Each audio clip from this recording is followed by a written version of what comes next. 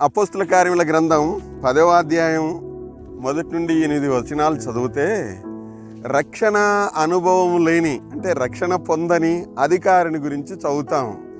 ఈ అధికారిని గురించి బైబిల్ ఇలా చెప్పింది కదా, ఆయన భక్తి జీవితాన్ని గురించి చెప్పింది.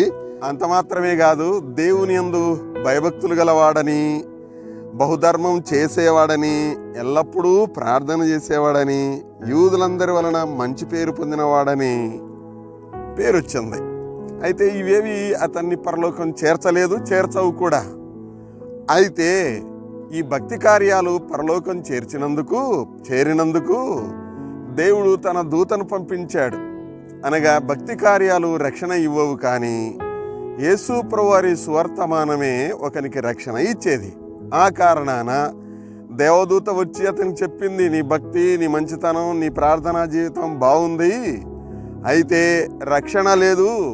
రక్షణ పొందడానికి పేతురు అనేటువంటి ఆయనను పిలిపించుకొని సువార్తను విను అని దేవదూత గారు చెప్పారు. కాబట్టి రక్షణ భాగ్యం పొందడానికి సువార్త, ప్రభు అయినటువంటి యేసుక్రీస్తు వారి మాటలు అవసరం. శిలువ వేయబడినటువంటి యేసు ప్రభువారి రక్తం ద్వారా ఒక వ్యక్తి రక్షణ భాగ్యం పొందుతాడు.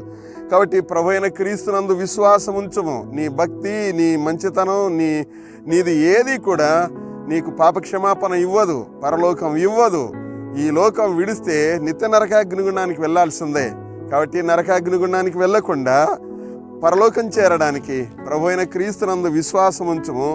అప్పుడు నీవు, నీ ఇంటి వారు రక్షణ భాగ్యం పొందుతారు. దేవుడు నిన్ను దీవించును గాక.